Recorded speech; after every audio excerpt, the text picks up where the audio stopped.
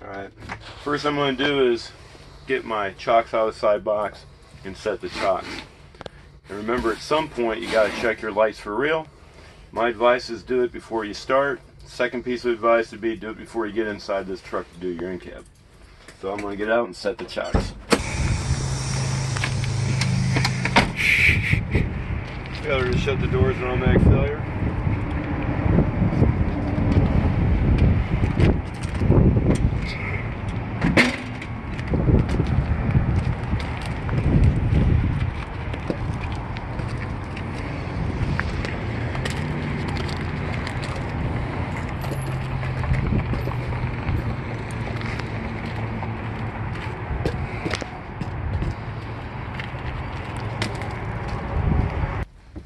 Alright, so the chocks are set.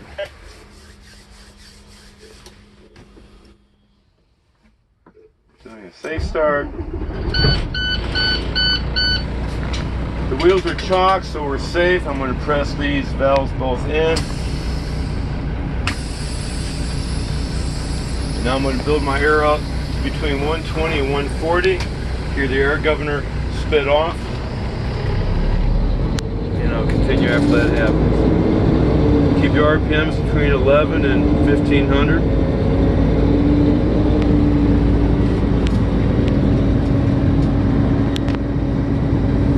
Air governors limit out at about 1100, and we don't take the RPMs over 1500.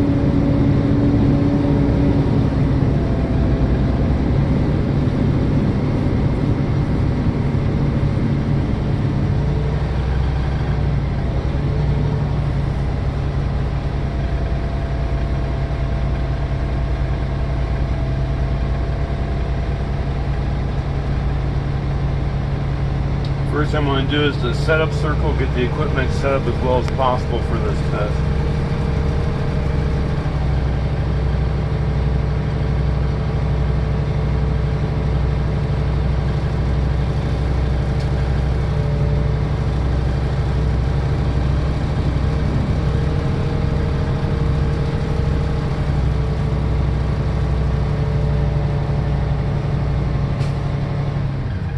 Air governor just spit off.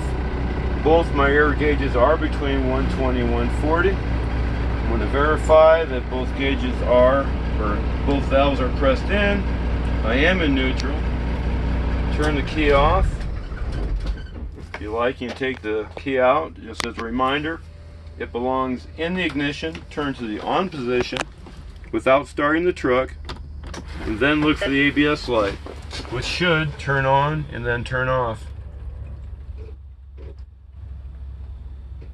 Okay, so I'm now ready for the air brake test, which is hold, buzz, pop. So tell them what you're going to do it, and then tell them what happened. So I'm going to hold the service brakes for 60 seconds, and as long as I do not lose 4 more PSI, it passes. I'm using a second hand. I'm going to press these brakes and then wait for the needles to stop moving. It takes 7 or 8 seconds for these needles to stop falling and stabilize. They have stabilized, and I'm starting my count. My second hand is between the 7 and the 8 on my watch, so I'll just wait till my second hand comes all the way back to the 8. Always hold the brakes for somewhere between 61 and 65 seconds. Try to keep your foot steady. If you're moving your foot around, it's going to use air. Every once in a while, you get your foot exactly in the wrong position. You hear a bunch of air bleeding off on your brakes. If that happens, just press harder.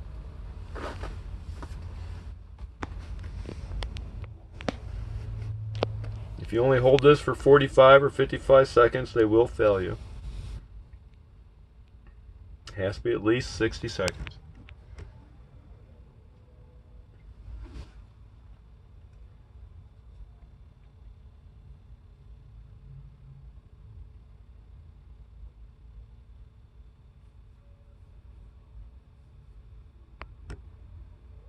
Alright, my second hand's back to the 8.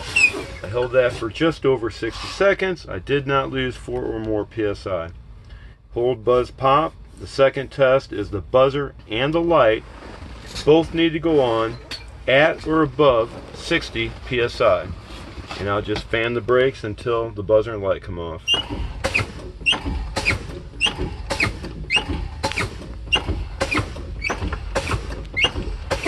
I usually pause about there because these needles fall a little bit longer. And there's my buzzer and light at or above 60 psi.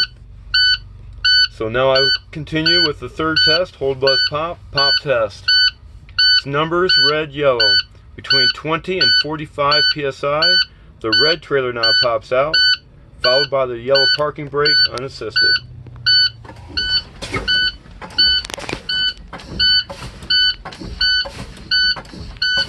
You should be watching your valves. Do not touch them. Touching them is an automatic failure. I fan the brakes, and between 20 and 45 psi, the red trailer knob popped out, followed by the yellow parking brake unassisted. So that concludes the air brake test. I'll now do my second safe start.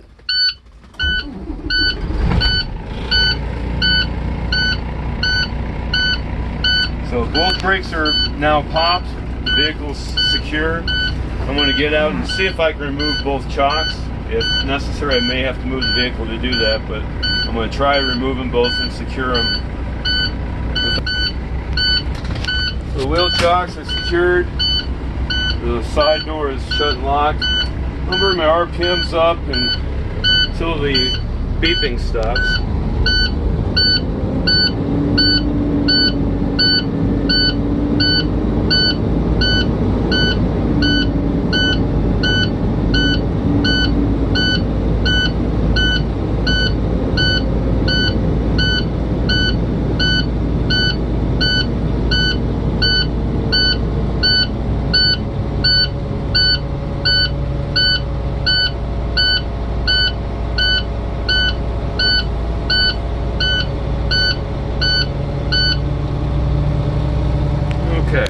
Now I'll continue with the rest of the end cap. I'm going to start with my seatbelt.